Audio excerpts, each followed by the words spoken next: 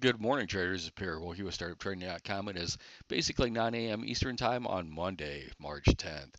So, looking at the week ahead, there's really no news today. Of course, we in the U.S. switched to daylight savings time yesterday.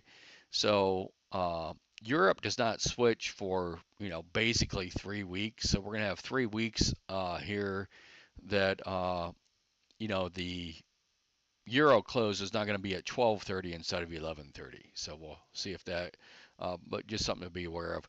But major items for the news for the week major news items for the week this week that may have catalysts with them are Jolts at 10 o'clock tomorrow.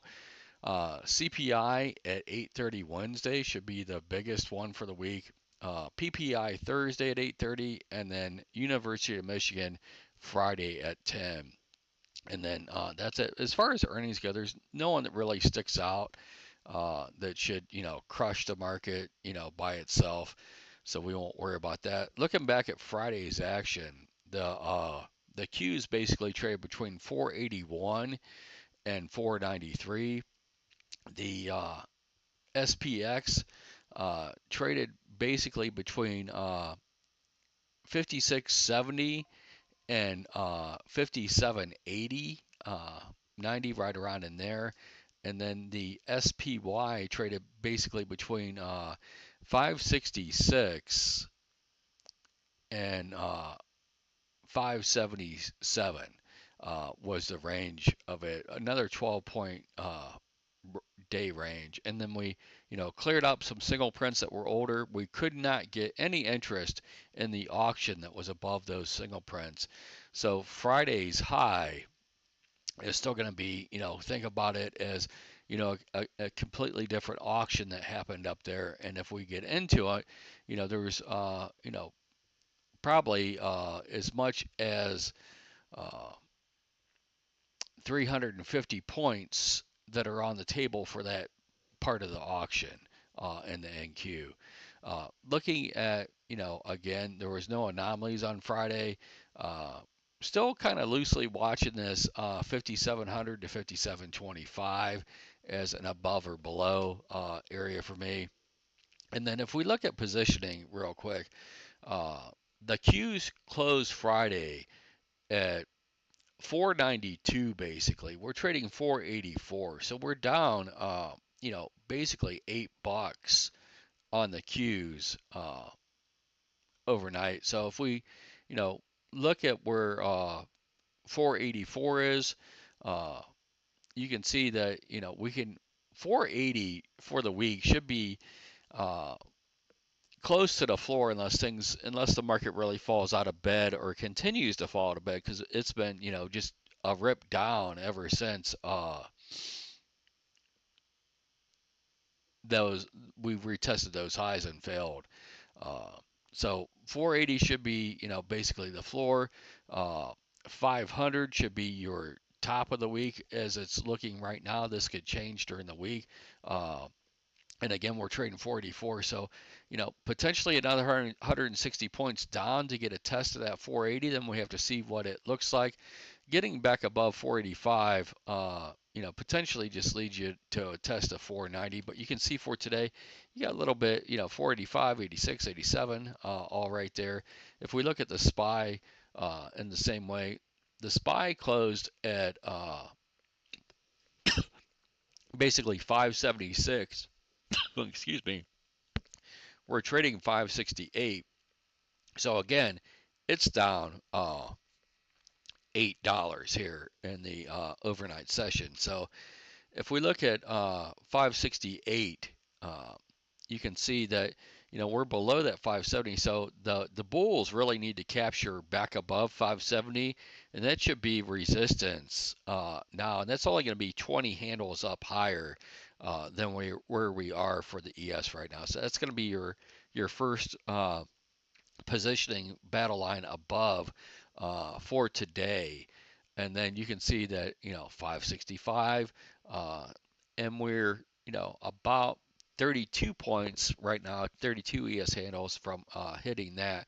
You can see for the week right? It potentially your stop on the bus is all the way down at 540. That would be a huge decline from where we are right now, uh, and then heading back up. So you're looking at uh, not that we can get there, but if we continue to drift, that's over 300 ES handles down below where we are for the week at this point in time. And there's really not a big marker to the upside or the top of this range.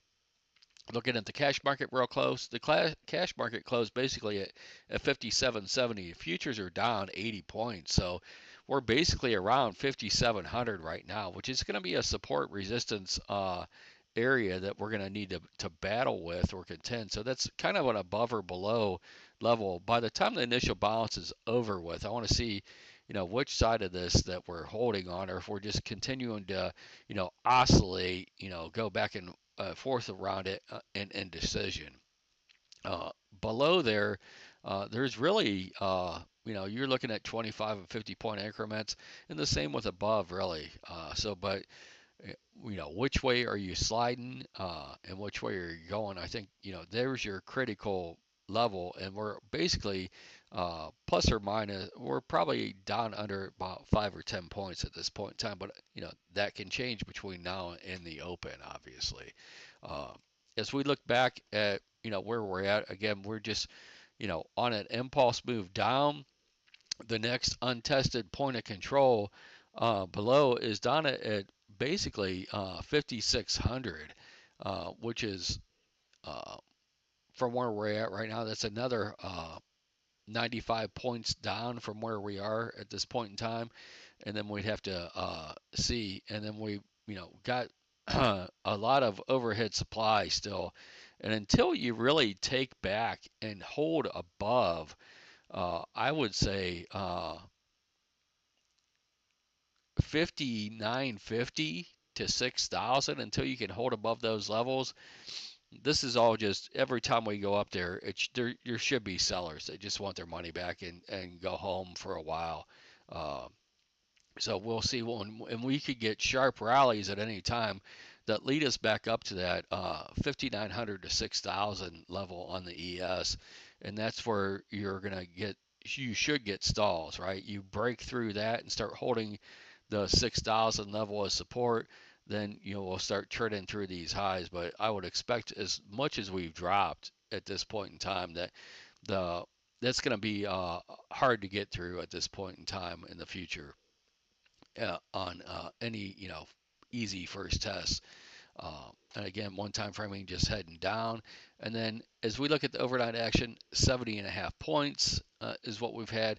We're pretty much right at the bottom of value, right at the bottom of value area low or below it on all these indexes at this point in time. So, and that was after closing near or above value area high on all these indexes. So, this is really, if you're a bull or looking for bullish action, and again, you want to see structure start forming, but you want to see this down open that doesn't hold, right? That doesn't follow through with more selling and then clears back above the opening print from the bell and starts holding it with that you can see. So what you're basically looking at, if you're for bullish structure on the profile, is you're looking for that first 30 minutes to be lower, uh, and then from that first 30 minutes after that, the rest of the day, you're looking for the midpoint to the 61.8 of that first 30-minute bar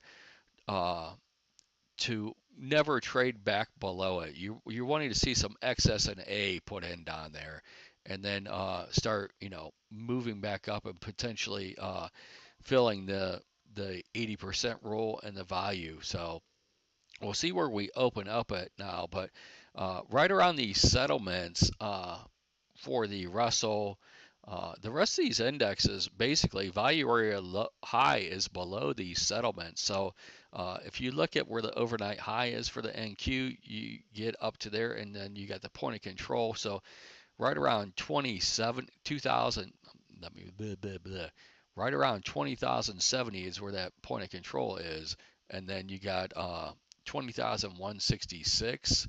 Uh, that is right there, and then you got 156 half that's the overnight high at this point in time. So we should get some test in value. Uh, I would expect today, and we'll see if we get a look below value that fails on this no news Monday, and then we just head back up again. Uh, we are looking for support down there. I'm not saying we're going to find it today, that we're putting in a swing low today, but we should find support potentially this week. The only thing that has me hesitant to that is you've got the FOMC next week and you got options expiration next week.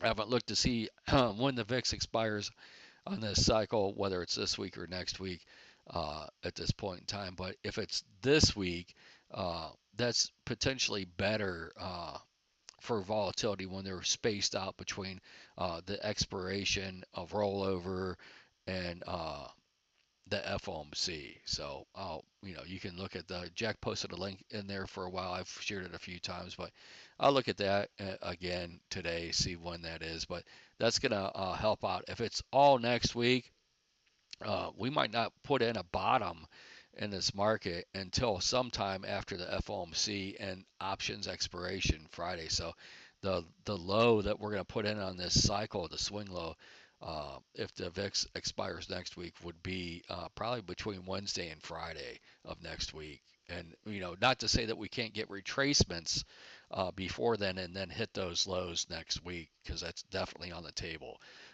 I hope this helps. Watch what you've got going on here, and then again, you want to watch the where value and these points of control are from Friday. I hope this helps you guys. Have a great day. We'll see what Jack's looking at, and I'll talk to you tomorrow.